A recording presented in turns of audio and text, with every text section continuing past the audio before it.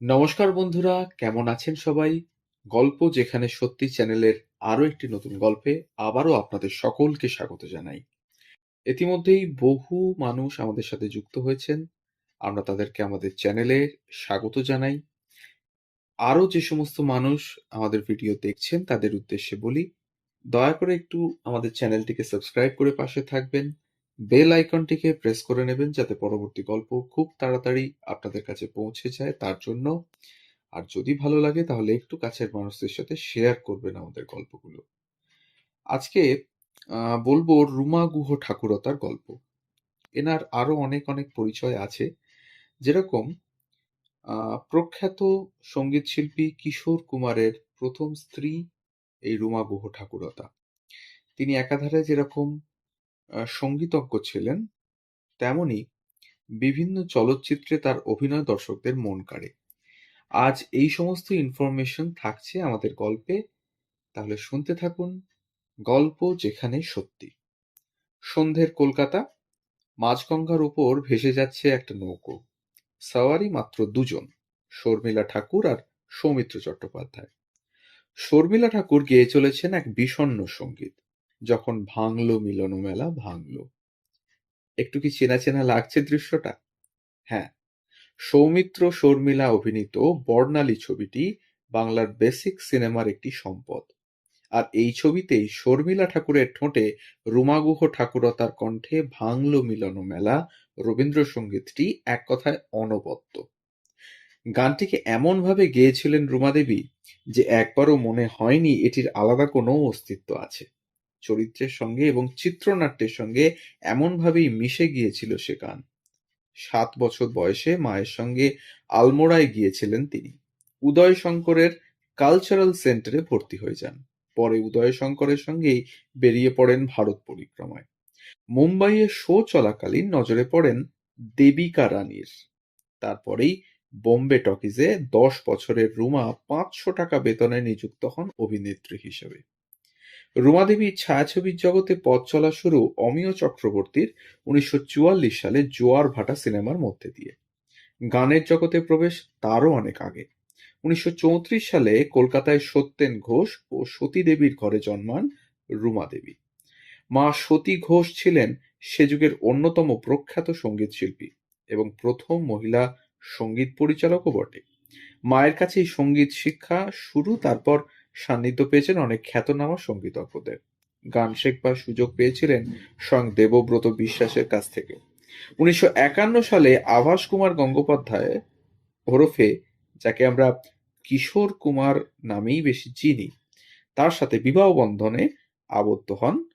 এই সময় আগেই অভিনয় করে ফেলেছেন 3টে হিন্দি ছায়াছবিতে, তার মধ্যে নিতিন বসু পরিচালিত মশাল অন্যতম। 1958 সালে রুমা গুহ ঠাকুরতা তৈরি করেন ক্যালকাটা ইয়ুথ কোয়ার। সলিল চৌধুরীর পর রুমা দেবী আর তার ক্যালকাটা ইয়ুথ কোয়ারই বাঁচিয়ে রাখে ভারতীয় কোয়ার সঙ্গীত এর ঐতিহ্য। কোয়ার সঙ্গীতের প্রতি তার গভীর প্রেমের কারণও ছিল খুব ছোট থেকেই তিনি ওতপ্রোতভাবে ভারতীয় গণনাট্য সঙ্গে সঙ্গে জড়িত ছিলেন। তার কণ্ঠে বিস্তীর্ণ দুপারে বা ভারতবর্ষ সূর্যের এক নাম গান দুটি কিংবদন্তিতে পরিণত হয়েছে। কোয়ার সঙ্গীত ছাড়াও ফিল্মি গান, বিশেষত রবীন্দ্রসঙ্গীতের ওপর বিশেষ দখল ছিল রুমা দেবীর। তিনি যে কয়টি রবীন্দ্রসঙ্গীত রেকর্ড করেছিলেন তার প্রত্যেকটি শ্রোতাদের কাছে বিশেষ সমাদৃত ছিল। বাংলা সিনেমার জন্যেও রুমা গুহ ঠাকুরতা বেশ কয়েকটি রবীন্দ্রসঙ্গীত রেকর্ড করেছিলেন। মণিহারা ছবিতে বাজে করুণ সুরে এবং পূর্বোক্ত বর্ণালী সিনেমায় যখন ভাঙলো মিলন মেলা এবং তপন সিংহ পরিচালিত নির্জন সৈকতে ছবির শুকোতারা আঁখি মেলি চায় বা লুকোচুরি ছবিতে কিশোর কুমারের সাথে মায়াবন বিহারিণী হরিণী, অথবা বাক্সবদল সিনেমায় ব্যবহৃত মায়ার খেলা গীতিনাট্যের গানগুলি বিশেষ উল্লেখের দাবি রাখে। রাজেন তরফদারের গঙ্গায় রুমা দেবীর অভিনয় বিশেষভাবে প্রশংসিত হয়। একমাত্র ঋত্বিক ঘটক ছাড়া সেই যুগের প্রায় সমস্ত খ্যাতনামা পরিচালকদের সঙ্গেই চুটিয়ে কাজ করে গেছেন রুমা গুহ ঠাকুরতা। সত্যজিৎ রায়ের পরিচালনায় অভিযান এবং অরূপ গুহ ঠাকুরতার পরিচালনায় বেনারসি ছবিতে তার অনবদ্য অভিনয় দর্শক আজও মনে রেখেছেন। আবার তরুণ মজুমদারের পরিচালনায় পলাতক ছবিটিতে ময়না চরিত্রে তার অভিনয় অনেকের মনে দাগ কেটে যায়।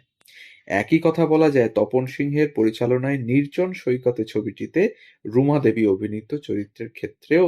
দুটি চরিত্রের ক্ষেত্রেই রুমা দেবী ছিলেন পার্শ্ব চরিত্রে, কিন্তু তার ব্যক্তিগত দক্ষতাতেই চরিত্র দুটিকে প্রাণবন্ত করে তুলেছিলেন।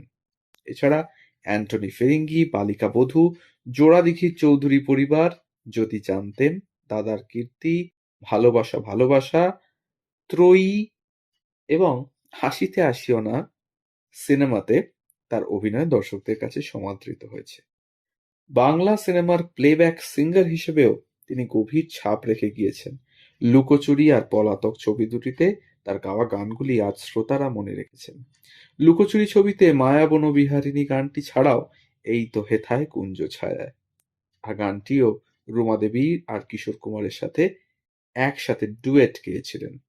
আর পলাতক ছবিটিতে গীতা দত্তের সাথে মন যে আমার কেমন কেমন করে আর চিনিতে পারেনি বধূ গান দুটি শ্রোতাদের মধ্যে ব্যাপক জনপ্রিয় হয়েছিল। এছাড়া আশিতে আসিও না ছবিতেও একটি গান, মশলা মুড়িটা আরও মাখতাম, এই গানটিও গেয়েছিলেন রুমা গুহ ঠাকুরতা। এছাড়া নানান কীর্তি রয়েছে তার। তো আজকের আমাদের গল্প এখানেই আমরা শেষ করলাম।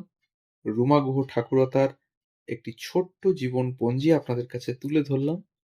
যদি ভালো লাগে আমাদের গল্প তাহলে অবশ্যই আমাদের চ্যানেলটিকে সাবস্ক্রাইব করে পাশে থাকবেন, বেল আইকনটিকে প্রেস করে নেবেন, আর অবশ্যই কমেন্টের মাধ্যমে জানাবেন কেমন লাগছে। আমাদের গল্প পোস্ট করার সময় প্রতিদিন ঠিক সকাল ৯টা থেকে ৯টা ৩০ মিনিট। সবাই ভালো থাকুন, সুস্থ থাকুন এবং শুনতে থাকুন গল্প যেখানে সত্যি।